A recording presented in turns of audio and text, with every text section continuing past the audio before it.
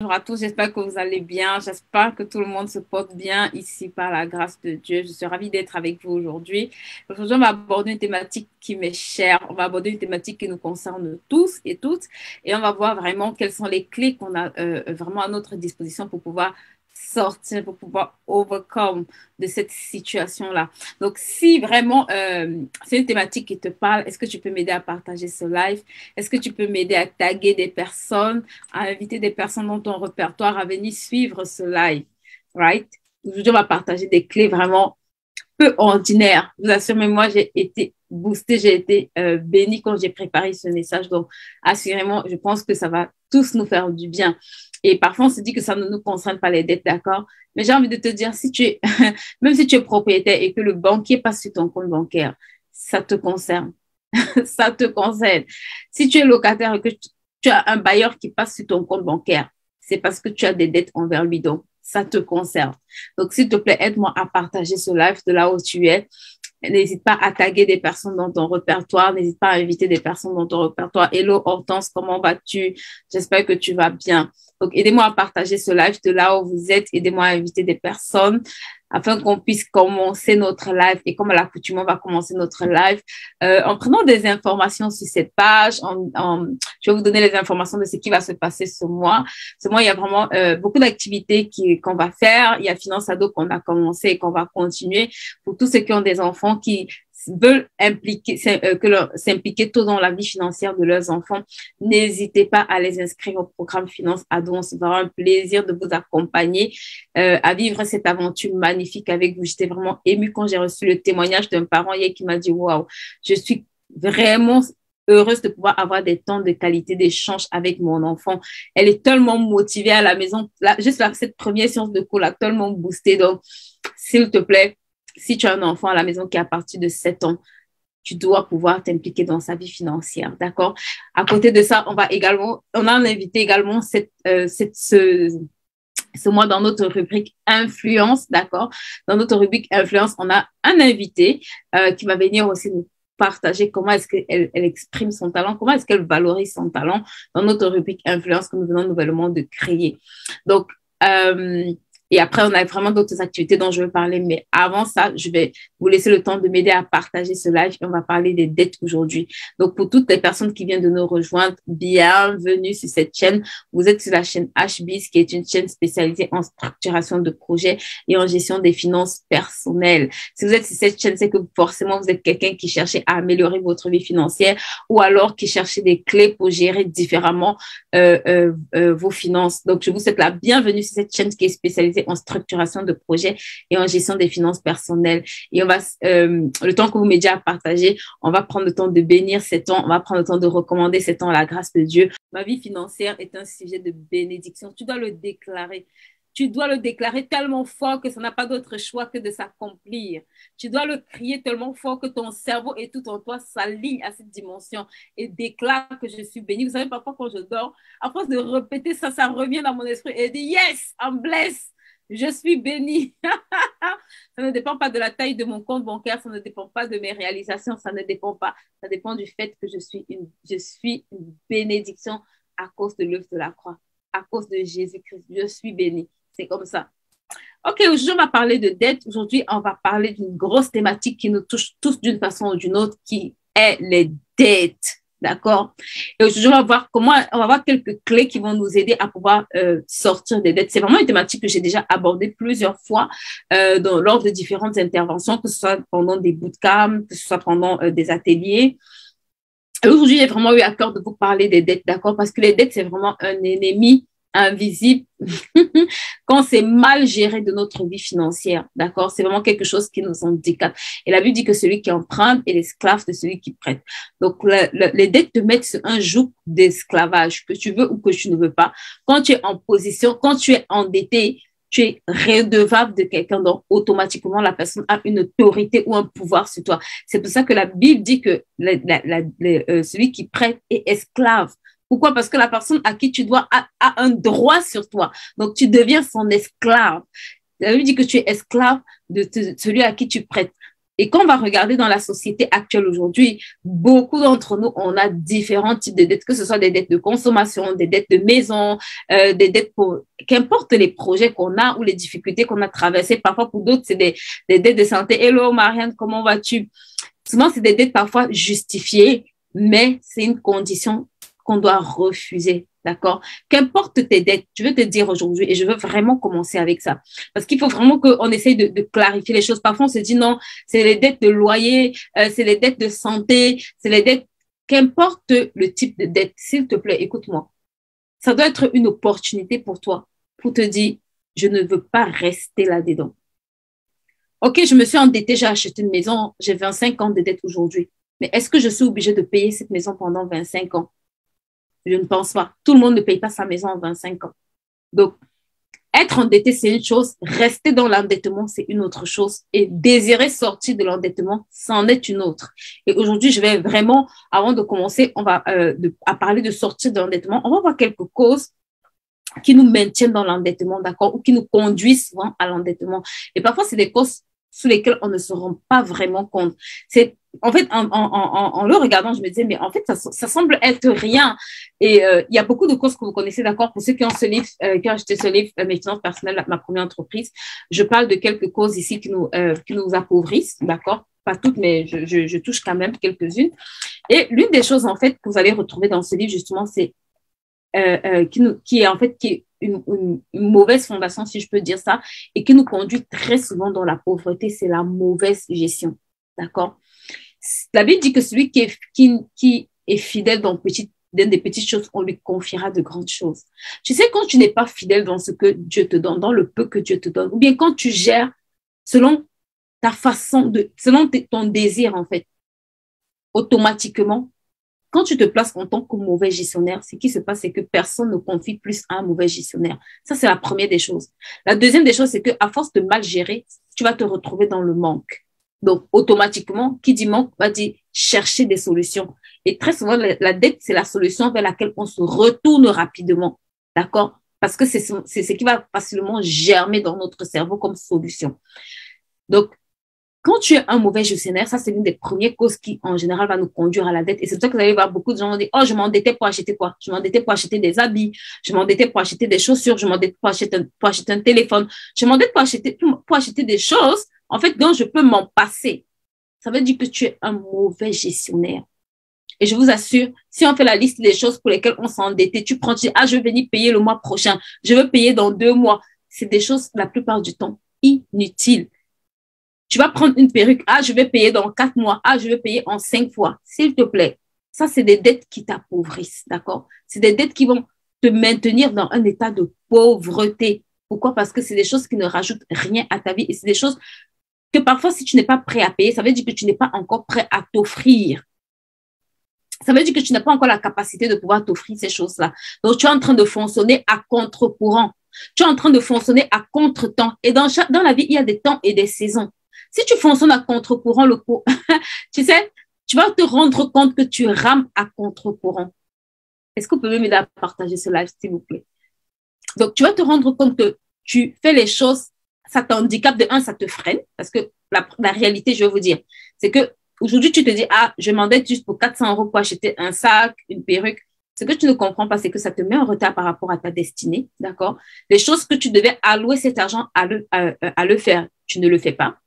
De 2, cet argent demeure quand tu as des opportunités que tu aurais pu saisir. La deuxième réalité, c'est que tu ne peux pas les saisir.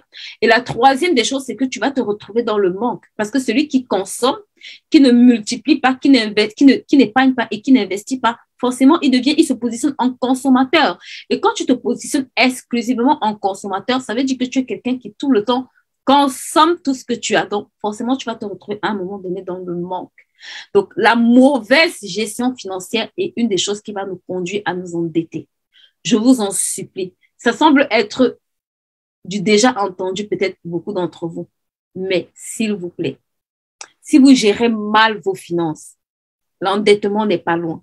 D'accord? Pourquoi? Parce qu'à un moment donné, tu vas manquer. Et quand tu vas manquer, la réalité, c'est quoi? C'est que si tu n'as pas appris à chercher cet argent, parce que quand tu dépenses l'argent que tu n'as pas, ça veut dire qu'en réalité, tu n'as pas développé un mécanisme pour travailler cet argent avant de le dépenser. Toi, tu dépenses avant d'avoir. Et c'est très dangereux. C'est une très mauvaise façon de fonctionner qui nous conduit dans la pauvreté, qui nous conduit dans les dettes, qui nous conduit dans l'esclavage. Ça, c'est la première des choses qui clairement nous positionne automatiquement dans les dettes, la mauvaise gestion. Si tu es ici et que tu as un problème de gestion financière, s'il te plaît, fais-toi aider. D'accord? Parfois, on essaye par nous-mêmes. Fais-toi aider. Il y a des personnes qui peuvent t'aider. Même si ce n'est pas sur cette plateforme, fais-toi aider si tu n'y arrives pas. Mais apprends à gérer. Pourquoi? Parce que ça te disqualifie pour avoir plus. Ça, c'est la première des choses. Si tu n'es pas fidèle dans ce que tu as, personne ne te confiera plus.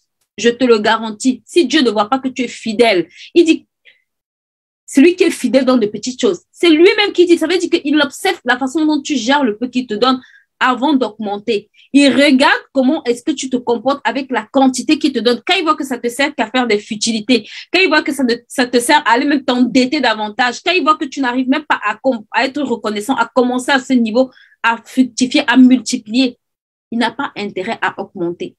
Donc, Dieu, dans beaucoup de façons, ça te positionne dans le manque. Le fait que tu sois un mauvais gestionnaire te positionne automatiquement dans le manque. Automatiquement dans le manque. Hello, Sylviane, comment va? Sylvie, comment vas-tu? Ça te positionne automatiquement dans le manque. Donc, être un mauvais gestionnaire, c'est quelque chose que tout le monde ici doit pouvoir corriger, s'il vous plaît. Les conséquences de ça sont tellement claires que tu ne peux pas fermer les yeux. Tu ne peux pas dire que tu ne vois pas. Ça te parle. Et ça me parle aussi. D'accord? Donc, on doit changer, on doit corriger ça. La deuxième des choses que je vais voir avec vous, qui est, elle, beaucoup plus subtile, et beaucoup de gens, je vous assure, tombent dans ce piège, c'est la désobéissance. D'accord? À chaque fois que tu désobéis à une instruction de Dieu, en ce qui concerne tes finances, je te garantis, tu peux arriver à une situation de dette. Tu peux arriver à une situation de dette, d'accord? Et comment ça se manifeste en fait? Je vais vous expliquer la désobéissance ici. Pourquoi est-ce que je parle de désobéissance ici? Par exemple, la Bible dit dans le verset où il parle du manque d'ignorance, d'accord? Il parle du manque de connaissance. Il dit, parce que vous avez rejeté la connaissance, ça veut dire que tu as fait le choix volontairement de refuser d'acquérir la connaissance. En gros, tu as désobéi en fait. Parce que souvent, on dit, on récite la première partie du verset qui dit en fait qui parle en fait de l'ignorance qui nous appauvrit, du manque de connaissance en fait. Mais la deuxième portion du verset te dit clairement que parce que tu as rejeté la connaissance, donc c'est ta responsabilité d'acquérir la connaissance. À partir du moment où tu te positionnes pour dire à la connaissance, je ne veux pas de toi, ça veut dire que tu fais le choix volontaire de dire, ça ne me concerne pas. Donc tu te tournes volontairement. C'est subtil, mais c'est ta responsabilité, en fait.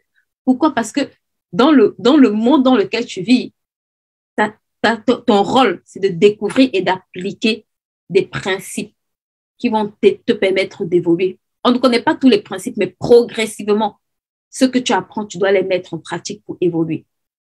Et je vous assure, la connaissance est un des principes qu'on banalise et qui nous garde dans la pauvreté. Et je vais vous montrer ça directement avec un exemple clair. Et vous allez voir, c'est clair comme l'eau de roche.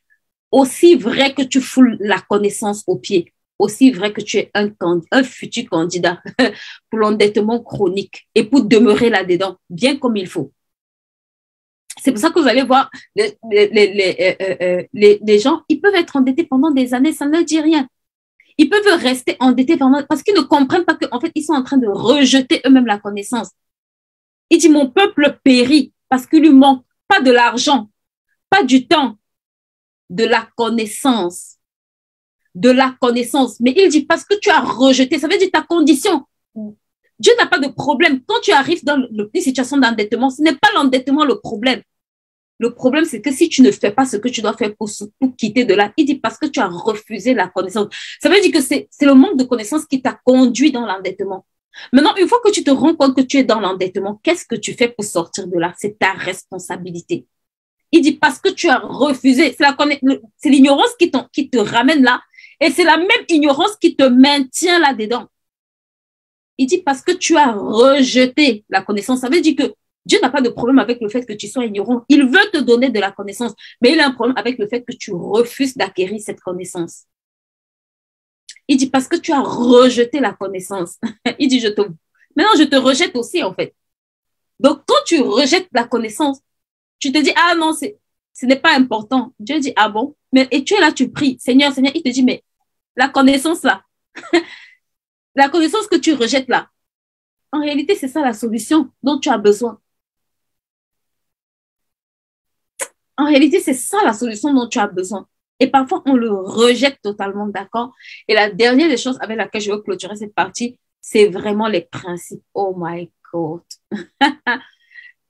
Vous savez, une des choses qui m'a le plus, en fait, qui m'a le plus marqué ces derniers temps, c'était de me rendre compte qu'en fait, toute chose dans la vie est régie par un process. Tout ce qu'on fait, je vous assure, si tu as le process, quel que soit le domaine, ce n'est qu'une question de temps, en fait, pour que tu obtiennes les résultats. Je dis encore à quelqu'un, si tu as la recette d'un gâteau ou d'un cake et que tu veux faire ce gâteau, aussi vrai que si tu as la bonne recette, tu l'appliques. Peut-être ça peut échouer. Ça peut échouer une fois, deux fois, trois fois. Mais je te garantis qu'à un moment donné, si tu es persévérant, tu vas commencer à voir des résultats. Tu vas commencer à voir que tu réussis. La première des choses, c'est que tu vas commencer à voir que tu réussis la recette. La deuxième des choses, c'est que si tu restes constant et régulier, tu vas remarquer que tu fais de meilleurs gâteaux même que la personne qui a élaboré la recette pour toi. Tu vas commencer à te rendre compte que tu deviens créatif, tu innoves, tu vas te rendre compte que tu excelles. Et je me rendais compte qu'en fait, chaque domaine a ses clés, chaque domaine a ses codes. Et parfois, on utilise sa mauvaise clé pour essayer d'ouvrir une autre porte. Chaque domaine a un process. Si tu comprends, regardez, aujourd'hui, pour être ingénieur, pour être médecin, tu ne fais pas les mêmes études. Chaque secteur a ses codes. Chaque domaine a ses codes. Quel est le code du désendettement? Quel est le process pour quelqu'un qui va être désendetté? Qu'est-ce qu'il doit faire? Qu'est-ce qu'il doit comprendre? C'est ce qu'on va aller voir aujourd'hui, d'accord? Et c'est vraiment la partie sur laquelle j'ai vraiment envie de m'attarder. Et aujourd'hui, on va lire un peu. J'ai deux petits textes pour vous. On ne sera pas très long, mais j'ai quand même deux petits textes pour vous. Dans 1 Roi 17, à partir du verset 8, ça parle de l'histoire de la veuve de Sarepta, d'accord? Et on va lire parce que ça me permet de vous expliquer certaines choses en profondeur, parce que ça ne vient pas de moi. Ça ne vient pas de moi. La Bible dit, alors l'Éternel adressa la parole à Élie en ces termes. Mets-toi en route et va à Sarepta, dans le pays de Sidon, et installe-toi là-bas. J'ai ordonné à une veuve là-bas de pourvoir à ta nourriture. Élie se mit en route et se rendit à Sarepta. Lorsqu'il arriva à l'entrée de la ville, il aperçut une veuve qui ramassait du bois. Il l'appela et lui dit, s'il te plaît, va puiser de l'eau dans une cruche pour que je puisse boire. Comme elle partit chercher, il appela et lui demanda, s'il te plaît, apporte-moi aussi un morceau de pain. Mais elle lui dit, aussi vrai que l'Éternel Dieu est vivant, je n'ai pas le moindre morceau de pain chez moi. Il me reste juste une poignée de farine dans un pot et un peu d'huile dans une jarre. J'étais en train de ramasser 2 bouts de bois. Je vais rentrer et préparer ce qui me reste pour mon fils et moi. Et quand nous l'aurons mangé, nous n'aurions plus qu'à attendre la mort.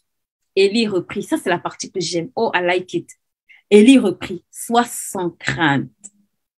Rentre, fais ce que tu as dit. Seulement, prépare-moi d'abord ce que tu as. Une petite miche de pain et apporte-moi. Ensuite, ferme, tu en feras pour toi et pour ton fils.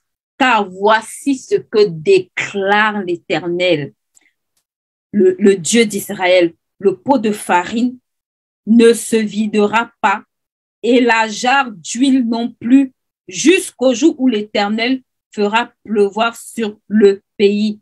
La femme partit et fit ce que Élie avait ordonné. Pendant longtemps, elle eut de quoi manger, elle et sa famille, ainsi que Élie, et le pot de farine ne se vida pas, et la jarre d'huile non plus, conformément à la parole que l'Éternel avait prononcée par l'intermédiaire d'Élie. Regarde, ça c'est un passage tellement puissant que tu dois comprendre en profondeur. Je vais essayer de te donner quelques clés. Parfois, on voit souvent le fait qu'il faut... ça nous dit plusieurs choses, en fait. D'accord? La femme était dans le manque. Elle dit, je n'ai que un peu de pain et ma jarre d'huile. Et ce qui me reste, c'est de manger et de mourir. Ça veut dire, en gros, il fallait soit elle meure, soit il fallait qu'elle aille s'endetter, d'accord, pour pouvoir manger. Elle n'avait plus rien. Et la dette, c'est ça, en fait. La dette, c'est une situation de manque. C'est parce que je manque, c'est parce que je n'ai pas assez que je suis obligée d'aller emprunter. Et elle était dans une situation de manque. Elle était dans une situation où il n'y avait pas assez. D'accord? Et la dette nous conduit souvent dans la situation de manque. Quand tu es endetté, quand tu es surendetté, quand tu es criblé de dettes, tu es dans le manque. Ça crée, en fait, tu es comme cette femme-là, tu as envie de te dire, hey, peut-être je dois me coucher, j'attends ma mort. Peut-être c'est fini. Mais regarde, Élie lui dit quelque chose de très intéressant. Il ne dit pas, moi, Élie, je te dis. Il dit, car voici ce que déclare le Dieu d'Israël. J'aime beaucoup cette partie. Pourquoi? Parce que ça met l'accent sur quelque chose là qu'on banalise énormément quand on se retrouve dans une situation de dette ou de manque. C'est la direction divine. Beaucoup d'entre nous, on banalise la direction divine quand on est dans une situation de manque. Pourtant, c'est l'une des clés pour sortir rapidement du manque ou pour avoir la provision en abondance. Elle aurait pu se dire, Élie, tu sais, ton instruction là ne m'intéresse pas. Tu sais, de toutes les façons, pourquoi est-ce que moi je dois te donner avant? Élie lui a dit, ainsi déclare l'Éternel. Et c'est pour ça que vous voyez, si elle avait désobéi là, elle serait effectivement morte, elle et son fils. Tu sais pourquoi parfois les dettes que tu as là, ça te fatigue, tu es dedans? Parce qu'il y a des gens que Dieu a habilités pour être la réponse. Et ce qu'ils te disent là, ça ne t'intéresse pas du tout. Ce qui martèle à tes oreilles, ça ne t'intéresse pas du tout. Ce qu'ils sont en train de te dire, ce n'est pas un pour toi. En fait, c'est comme si tu faisais la sourde oreille. Ça te maintient là-dedans. Élie dit, ainsi déclare l'Éternel. C'était la direction que Dieu avait pour préserver Élie et pour préserver la veuve et son fils. Dans la situation de dette, dans la situation de manque. Parce que ici, peut-être elle n'était pas endettée, mais elle était dans une situation de manque. Et quand tu es endetté, tu es dans une situation de manque. Dans la situation de manque, je t'en supplie, tu dois chercher la direction divine. Ça va te faire gagner du temps. Je ne dis pas que tu ne dois rien faire. Elle était déjà en mouvement, elle allait chercher du bois. Ça veut dire qu'elle s'était déjà activée pour faire ce qui était, entre guillemets, à son niveau. Mais regarde ce qui se passe d'extraordinaire. Elle a reçu une instruction et elle a obéi à cette instruction. Quelle est l'instruction que Dieu te donne pendant les temps de dette? Quelle est l'instruction que Dieu martèle à tes oreilles pendant les temps de dette et qui ne t'intéresse pas? Quelle est cette direction que le Seigneur a mis dans ton cœur depuis des années pour que tu puisses sortir de la dette chronique qui te fatigue et ça ne t'intéresse pas du tout? S'il te plaît, reconsidère ça. Ce n'est pas... Si elle avait jeté cette information à la poubelle, si elle avait ignoré l'information d'Élie, je t'assure, elle serait morte dans sa condition de manque. Le manque l'aurait tuée. La dette, en réalité, quand tu es endetté là, ça veut dire que tu ne t'appartiens plus. Donc, quelque part, c'est quelqu'un qui est propriétaire de ta vie. C'est pour ça que la Bible dit que tu es esclave. L'esclave ne s'appartient pas à lui-même. L'esclave n'a aucun droit de propriété sur lui. L'esclave vit en fonction du désir de son maître, en fonction du bon désir, du bon désir et du plaisir de son maître, de son propriétaire. Donc, la première des choses pour sortir rapidement de l'endettement, tu dois, je t'en supplie, aspirer à capter la direction divine. Ça va te faire gagner du temps. Si tu as la bonne direction divine, je te garantis, regarde, il a dit à Pierre, ça c'est un passage que j'aime énormément, vous allez beaucoup m'entendre parler de ce passage parce que c'est vraiment un passage où le jour où j'ai compris la révélation, le jour où j'ai capté, en tout cas, une petite substance de ça, j'ai compris beaucoup de choses. Pierre était un pêcheur professionnel. Le gars a essayé de pêcher toute la nuit, rien ne fonctionne. Le gars a essayé toutes les techniques qu'il avait, rien ne marche. Mais il dit au Seigneur, sur ta parole, sur ta parole. La parole de Dieu crée la vie. Au commencement était la parole. Si Dieu parle, c'est qu'il y a la provision. Si Dieu parle, c'est que quelque chose est déjà enclenché dans le spirituel. Si Dieu parle, c'est qu'il y a déjà quelque chose en mouvement. Si tu entends le son de sa voix, c'est qu'il y a déjà quelque chose qui est en train d'arriver. Il dit sur ta parole. Moi, je me suis levée, je n'avais pas de direction. Je n'avais pas de parole sur laquelle jeter mon filet. La femme s'est levée, elle n'avait rien du tout, à part la farine et l'huile. Mais regardez comment, par une simple instruction, il lui dit la farine et l'huile ne manqueront pas jusqu'à ce que les pluies reprennent. Jusqu'à ce que les pluies reprennent.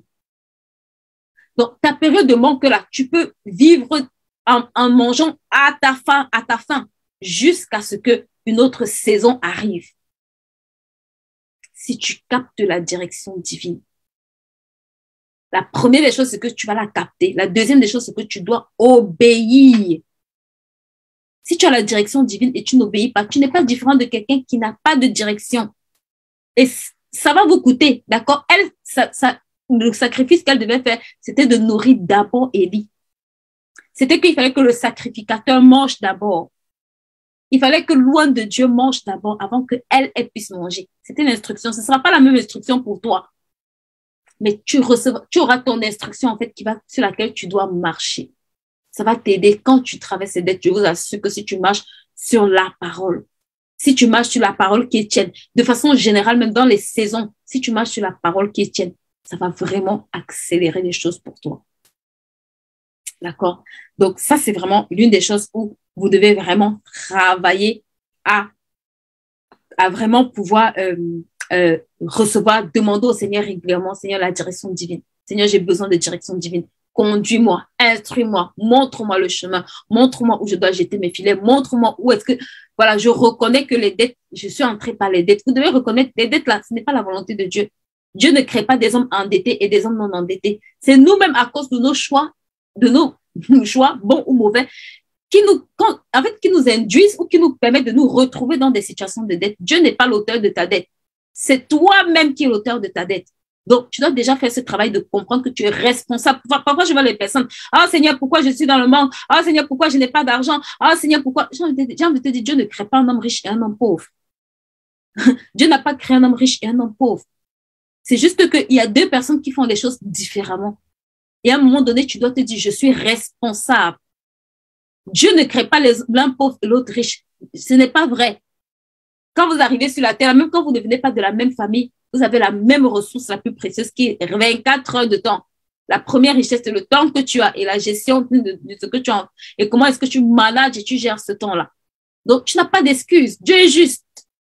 Parce que tu as 24 heures comme l'autre, même si vous ne démarrez pas du même niveau, mais tu as la même matière première pour travailler avec. Donc, ça, c'est vraiment une chose qui m'a beaucoup marquée et qui m'a vraiment beaucoup parlé dans l'histoire de cette femme qui était dans le manque, d'accord? Et c'était tellement criant que je me suis dit, mais en fait, pourquoi est-ce que cette femme a reçu cette instruction et elle a obéi? Parce qu'elle a reconnu, elle a valorisé en fait la source qui a relâché cette instruction. Parfois, les gens qui vous parlent, vous ne valorisez pas ça. S'il te plaît, tu dois prier pour le discernement. Prie pour discerner la catégorie de personnes ou bien les types de personnes que quand elles te parlent, tu dois pouvoir écouter et obéir. Prie pour que le Seigneur mette cette catégorie de personnes qui, quand elles vont te dire, fais ça, tu vas faire sans discuter, sans raisonnement, sans essayer de comprendre si c'est logique, si c'est, sans ramener ton intelligence qui te maintient dans les mêmes problèmes. Elle aurait pu dire, mais Élie, toi, tu es là, c'est moi qui dois te nourrir. Tu galères comme moi. Je suis dans la même situation que toi. Toi, tu te retrouvais dans le désert comme moi. Moi, je suis même mieux parce que moi, j'ai un peu d'huile et le pain. Toi, tu n'as même pas d'huile, tu n'as pas de pain. Parfois, c'est comme ça qu'on fait.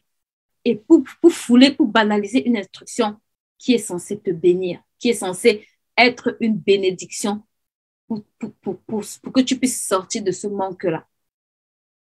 Donc, ça, c'est la première chose que je voulais lire avec vous. La deuxième chose qui va nous aider et qu'on va lire, on va le lire dans 2 Rois 4, à partir du verset, je pense, 31. 2 Rois 4 à partir du verset 1. Voilà. Ici, ça parle de la veuve. Et là, je vais vraiment toucher des choses qui doivent vous interpeller, d'accord? La veuve d'un disciple des prophètes implora Élisée en ces termes. Ton serviteur, mon mari, est mort. Et tu sais combien il craignait l'Éternel. Tu sais, quand j'ai lu ça, je me suis dit, mais c'est un serviteur de Dieu. Ça veut dire qu'il connaissait, il avait, en fait, il craignait Dieu. Elle lui dit, ton serviteur, mon mari est mort. Tu sais combien il craignait Dieu. Ça veut dire que c'est quelqu'un qui avait vraiment la crainte de Dieu. Et je me suis demandé, mais pourquoi il est arrivé au point d'aller s'endetter? Il dit, oh, voilà, l'homme qui lui avait prêté de l'argent veut prendre mes 2 enfants et en faire des esclaves. S'il y a une raison pour laquelle tu dois haïr les dettes, que quand tu dors et tu sais que tu es endetté là, ça doit te permettre de te lever. Que la dette soit bonne ou que la dette soit mauvaise. Parce que souvent, il y a de bonnes dettes, d'accord? Je ne dis pas non et je ne dis pas qu'il ne faut jamais prendre de dette, mais quelle que soit la qualité de la dette que tu prends, tu sais, tu dois refuser de laisser les dettes à tes enfants. Tu dois t'engager à ne jamais laisser les dettes à tes enfants. Parce que, guess what? Voici la conséquence ici. Ça, c'est quelqu'un qui a laissé des dettes à ses enfants. Il dit, voilà que l'homme qui lui avait prêté de l'argent veut faire quoi? Veut prendre mes enfants et en faire quoi? Et en faire des esclaves. La Bible est tellement vraie que quand il dit que celui qui prête est esclave de celui à qui il prête, voici un verset qui confirme encore très bien une histoire qui vient te confirmer que aussi longtemps que tu laisses des dettes à tes enfants, tu fais des esclaves. Et ça, je vous assure, ça doit être une raison qui te révolte. Pour te dire, jamais ma progéniture ne sera endettée. Jamais je ne laisserai des dettes à mes enfants. Jamais. Sous aucune forme. Quelle que soit la forme de la dette que ça peut prendre. Qu'on appelle ça bonne dette, qu'on appelle ça mauvaise dette, I don't care. Tu dois refuser de laisser les dettes à tes enfants. Parce qu'il y a un créancier qui lui, si ça t'a sauté, si toi, la mort t'a pris, et tu te dis, ouf, je suis mort, c'est moi qui étais esclave. Ce verset t'enseigne que tes enfants n'échapperont pas à cet esclavage. Donc, quand tu t'endettes, ce n'est pas juste sur toi que tu mets le joug de l'esclavage, c'est sur toi et c'est sur ta postérité que tu mets le joug de l'esclavage. Le joug de l'esclavage avec lequel on est en train de jouer, ce n'est pas que sur ta vie. Femme, ce n'est pas que sur ta vie. Ça parle sur la vie de tes enfants. Sinon, il ne serait pas venu pour vouloir faire des 2 enfants du monsieur des esclaves. Il est venu, il a vu que le monsieur était mort, il ne s'est pas arrêté là. Il n'a pas dit, oh non, le monsieur est mort, ma dette est finie. Elle vient voir Élie parce qu'elle a un problème. Le créancier de son mari est en train de vouloir faire de ses 2 enfants des esclaves. Donc, si tu suis cela, s'il te plaît, prends cet engagement de travailler aussi longtemps que ça va te coûter pour ne jamais laisser de dette à tes enfants. Tu es en train de les laisser un bagage d'esclaves. Que tu me dises que c'est les dettes de la maison, que tu me dises que c'est les dettes de quoi? Guys, tant que tu es vivant, fais de ça une résolution. La Bible dit, à tes résolutions répondra ton succès. Sois résolu à ne jamais laisser de dettes à tes enfants, sous aucune forme. Ça veut dire que même si tu as 10 millions de patrimoine qui sont sous les dettes, travaille pour les rembourser. Travaille pour laisser un héritage sans dette à ses enfants. Sinon, tu les mets automatiquement sur le joug de l'esclavage.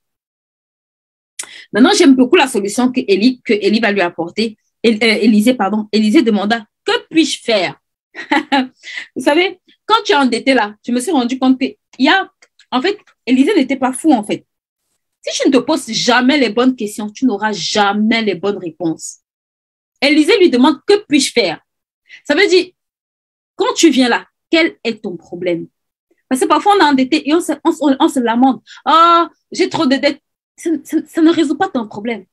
Elle est allée voir Élisée. Élisée lui demande, que puis-je faire? Ça veut dire que aussi vrai que tu te poses des bonnes questions, aussi vrai que tu auras des solutions qui vont arriver. Quand elle s'est dit, ça, c'est pas une bonne situation, je vais aller voir Élisée. Élisée dit, que puis-je faire?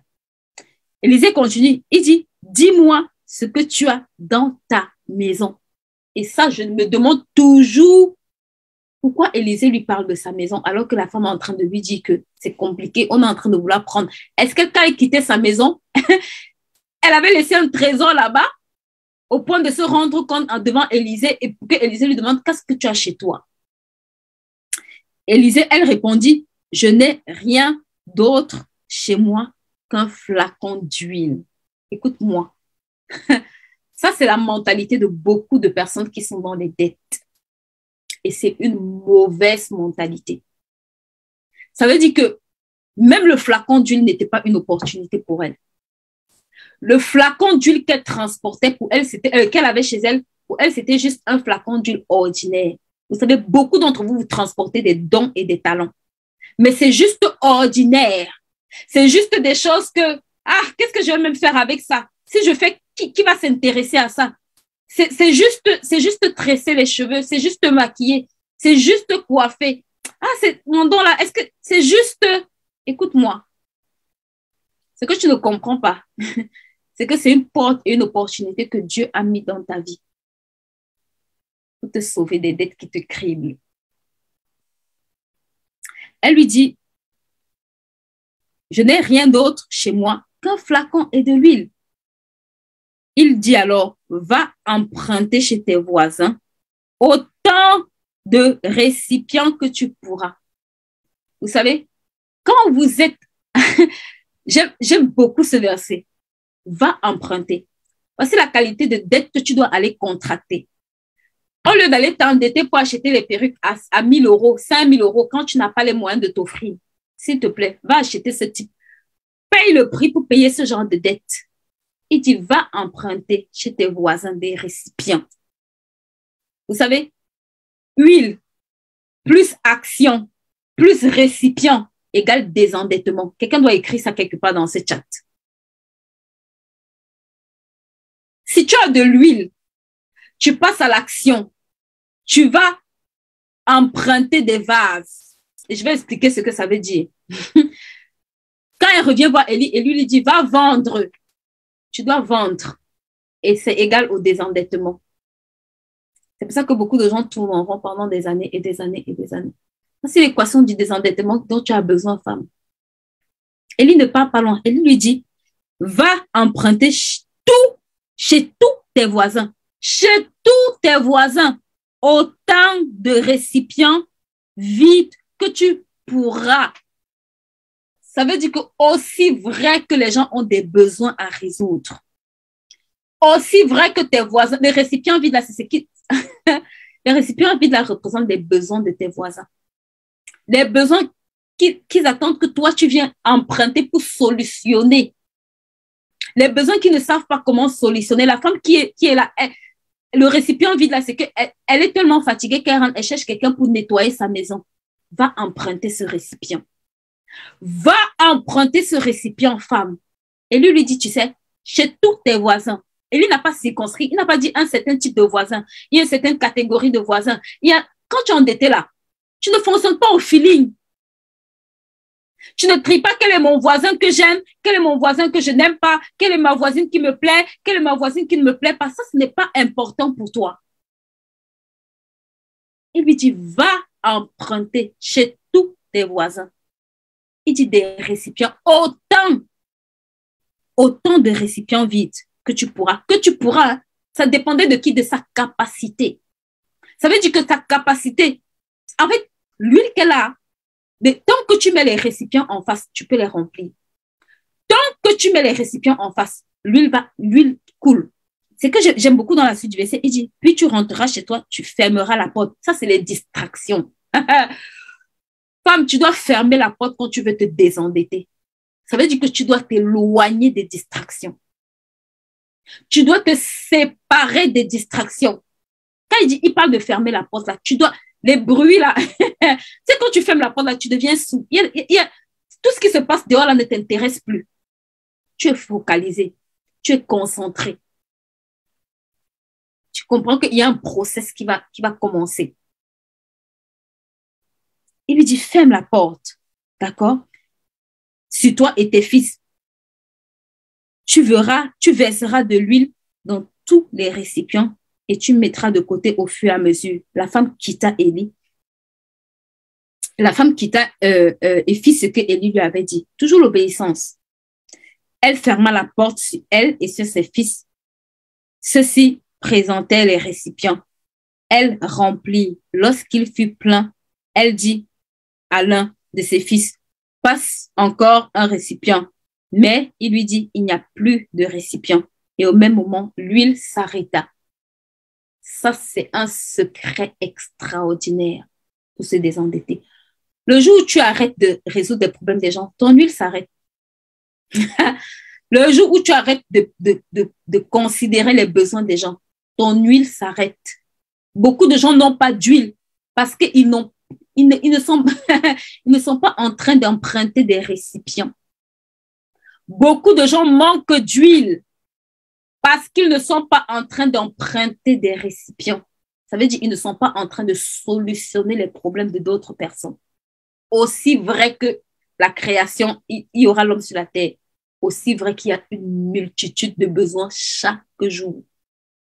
Élie était en train de lui dire que ici, tu as un boulevard d'opportunités qui peut ne jamais s'arrêter, avec lequel tu peux te désendetter. Avec lequel tu peux te désendetter, femme, quel que soit le niveau d'endettement que tu as. Ça va te coûter. Ça va te coûter de fermer la porte. Ça va te coûter de remplir les vases.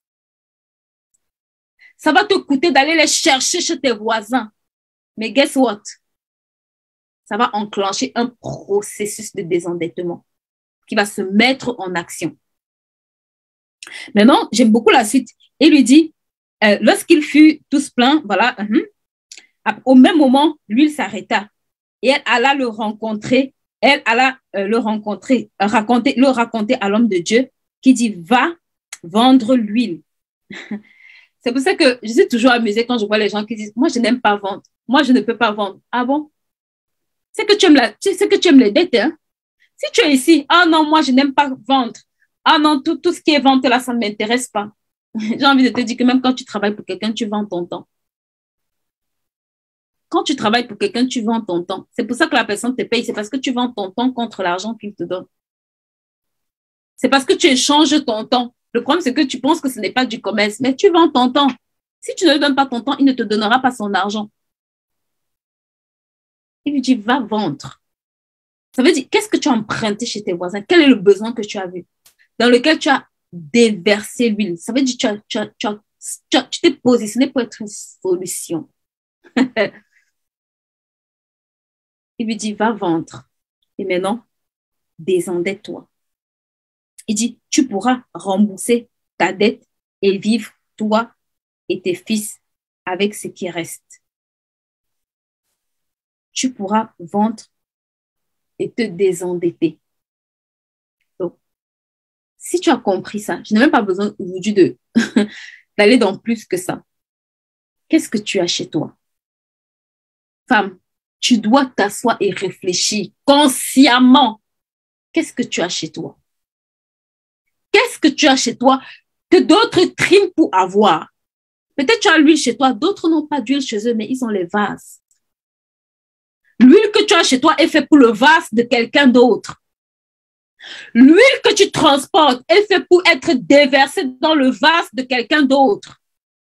L'huile que tu en as de sens que si ça remplit le vase de quelqu'un, ne se multiplie que quand tu remplis les vases de quelqu'un. Ton huile ne se multiplie pas au hasard. Ton huile se multiplie quand tu commences à verser dans les vases de quelqu'un. C'est pour ça que c'est pour ça que tu ne comprends pas que aussi longtemps que tu ne te lèves pas pour être une bénédiction, ton processus de désendettement là, je ne sais pas encore combien d'années tu vas crier à Dieu. Je ne sais pas encore combien d'années. Élie aurait pu lui dire, bon, on va prier, va rendre grâce. Ce n'était pas la solution pour elle. La solution, c'est qu'elle avait quelque chose qu'il fallait que ce soit un sujet de bénédiction. Les gens peut-être dans ce village avaient besoin d'acheter de l'huile. Il fallait elle se rende compte que la petite quantité d'huile-ci que j'ai, c'est mes faibles commencements, mais que je peux enclencher un processus de multiplication pour engendrer des vases et des vases et des vases et des vases pour aller vendre et être une bénédiction auprès de ceux qui attendaient forcément l'huile pour faire des beignets, des gâteaux, ainsi de suite. Quelle est l'opportunité que tu dois saisir? Quelle est cette opportunité devant laquelle tu dors? Devant laquelle tu trouves des excuses? Quelle est la porte que tu dois fermer? Quel est le téléphone qui te fatigue matin, midi, soir, tu es au téléphone? Oh, ma copine, oh, mon... Quelle est la porte que tu dois fermer pour déverser l'huile que tu as dans le vase?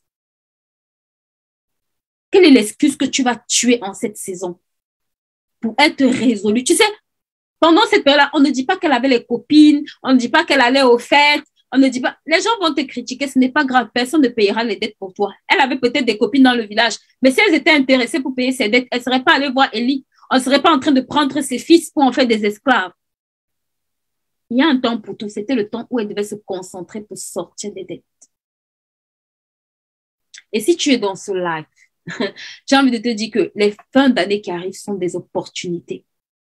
Tu dois te concentrer. Tu dois fuir la distraction et tu dois accepter, payer le prix pour te lever. Si tu ne te lèves pas pour toi, s'il te plaît, lève-toi pour tes enfants.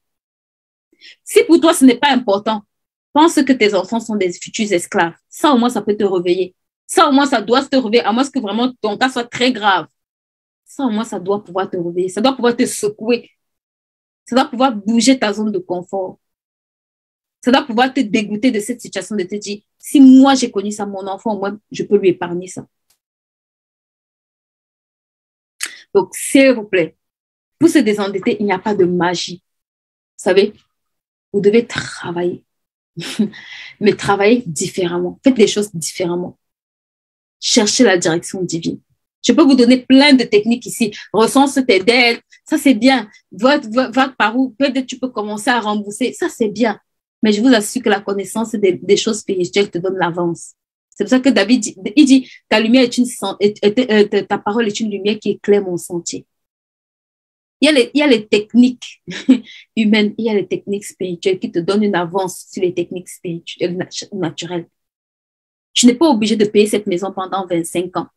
Tu n'es pas obligé de rester de payer ce mortgage ou cette maison pendant les 30 prochaines années. Tu n'es pas obligé de rester locataire pendant les 30 prochaines années. C'est possible que tu te lèves, tu dis, je vais payer cette maison. C'est possible que tu chérisses ce rêve. C'est possible que tu sois tellement résolu. Moi, l'une des choses, je me suis dit, je peux pas payer maison à 25 ans. C'est pas possible. Je sais pas comment tu feras, mais je refuse ça pour ma propre vie. Juste ça là, c'est suffisant pour que je m'asseye la nuit et travailler. Juste parce que le banquier doit passer sur mon compte bancaire chaque mois là. C'est suffisant pour que je me lève. Je me dis, mon frère, je ne veux plus de cet esclavage, c'est bon. Ça doit s'arrêter. Et c'est des choses qui doivent vraiment vous révolter, en fait. Et ça doit vous permettre de vous réveiller et de vous mettre en mouvement. D'accord? C'est dans notre Bible. David dit que toutes les paroles ont été écrites pour notre édification. Quand c'est écrit, c'est pour que ça puisse nous permettre de ne pas faire les mêmes erreurs que les autres.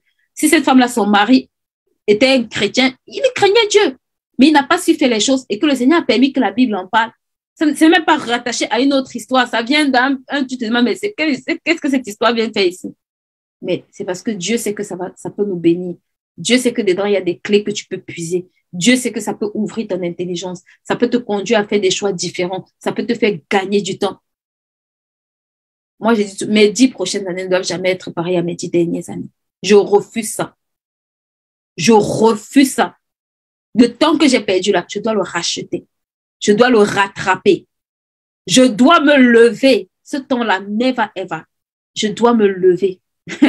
Vous dites, hey, toi là, c'est quoi ton problème? Et toutes les autres personnes doivent gagner ce temps-là. Toutes les personnes, si j'ai perdu 10 ans là, je dois faire gagner 10 ans à d'autres personnes. Au moins, au minimum, je dois te faire gagner 10 années. Ça c'est non négociable. Parce que c'est des choses qui, si on savait et qu'on avait fait correctement, aujourd'hui, on ne serait pas en train voilà, dans beaucoup de situations, de se mordre les doigts. Donc, voilà, j'espère que ce message vous a béni. Si vraiment c'est un challenge que vous avez, si c'est une difficulté que vous avez, n'hésitez pas à nous écrire. On va lancer la prochaine saison de Gère tes finances personnelles comme un pro. C'est vraiment une formation pour accompagner toutes les personnes qui ont des challenges dans le domaine financier à gérer correctement leurs finances, à pouvoir bien gérer leurs finances, d'accord, à pouvoir véritablement apprendre à avoir une meilleure gestion de leurs finances. Donc, voilà, n'hésitez pas à nous écrire. Vous avez sur la plateforme qu'on a mis HBS, vous avez des rendez-vous pour ceux qui veulent vraiment échanger pour des situations particulières. Sinon, je suis en train de préparer à lancer je me prépare également à lancer la saison 3 de la formation IAR, qui a vraiment pour but de vous permettre d'aller activer cette dimension d'emprunter les vases. D'emprunter des vases, d'accord? Vous devez emprunter les vases. On a vu que l'une des premières causes, il y avait la mauvaise gestion, mais l'autre aussi, l'inaction, le fait de ne pas se bouger, le fait de ne pas comprendre comment aller emprunter ces vases est tout aussi problématique. Donc, la troisième saison de la formation IAR, on va la commencer en octobre. Avant ça, je prends toujours le temps d'échanger avec les personnes sur leur projet. Donc, si vous êtes porteur d'un projet et que vous vous dites, ah, je vais réaliser ce projet, je ne sais pas par où commencer, j'ai des vases, je ne sais pas comment les utiliser, n'hésitez pas à nous contacter et on se fera un plaisir de vous accompagner. Pour ceux qui sont porteurs également d'un projet dans l'écriture du livre, on commence demain notre session d'écriture, écris ton livre. Et vraiment, mon challenge, c'est de pouvoir booster ces femmes pour qu'avant la fin 2022, elles puissent avoir sorti leur livre. Donc, c'est possible. Par la grâce de Dieu, c'est possible. Si on travaille, c'est possible. Et vraiment, pour ceux qui veulent vraiment profiter de cette expérience, qui m'a coûté beaucoup, beaucoup de mois de travail dans le domaine de l'écriture, n'hésitez pas à vous inscrire à cette formation. Je vais vraiment vous faire gagner tout le temps que j'ai perdu, toutes les années que j'ai perdu. Je discutais avec quelqu'un aujourd'hui et ça me faisait rire quand je voyais sa réaction, d'accord?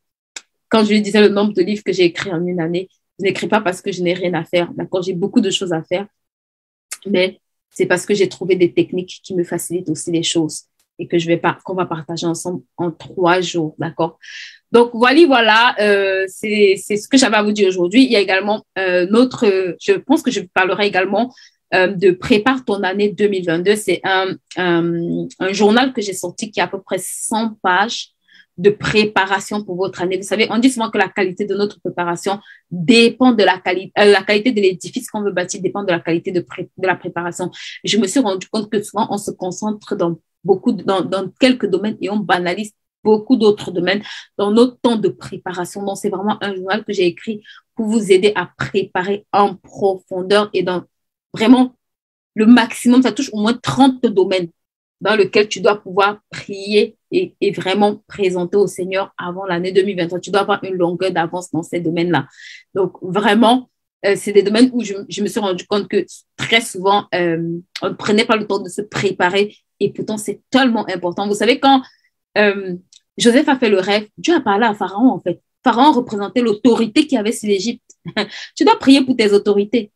La Bible dit de prier pour tes autorités afin que la paix, en fait, de vivre dans la paix. Et parfois, quand on prépare notre saison, quand on prépare notre année, c'est des sujets qu'on va parfois négliger. C'est pas trop important.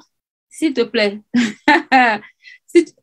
Si il y a eu la saison d'abondance et la saison de sécheresse, ça a été révélé à Pharaon. Pharaon n'était pas chrétien. Mais Dieu lui a parlé, en fait. Donc, c'est pour ça que tu dois prier pour les autorités. Pharaon était une autorité sur un pays, en fait. C'est lui que Dieu a choisi pour parler. Tu dois prier pour l'autorité qui est sur ton pays. Tu es dans un pays, dans ce pays-là, tu as des activités. Tu dois prier parce que le gars, quand il va donner la direction, chrétien ou pas, je te garantis que ça impacte ton activité. Et tu as besoin, en fait, de commencer longtemps à l'avance à préparer le terrain, d'accord? Donc, c'est vraiment, je prendrai le temps peut-être d'échanger de plus en plus. L'exemplaire test que j'avais, il y a une violente qui l'a pris. Je vous aurais présenté, mais vous allez trouver ça sur ma page et dans les différents groupes. Ils seront en pré-vente à un prix préférentiel et après, ça va passer en prix normal. Donc, n'hésitez pas à nous contacter si vous voulez un exemplaire au prix de la pré-vente. Et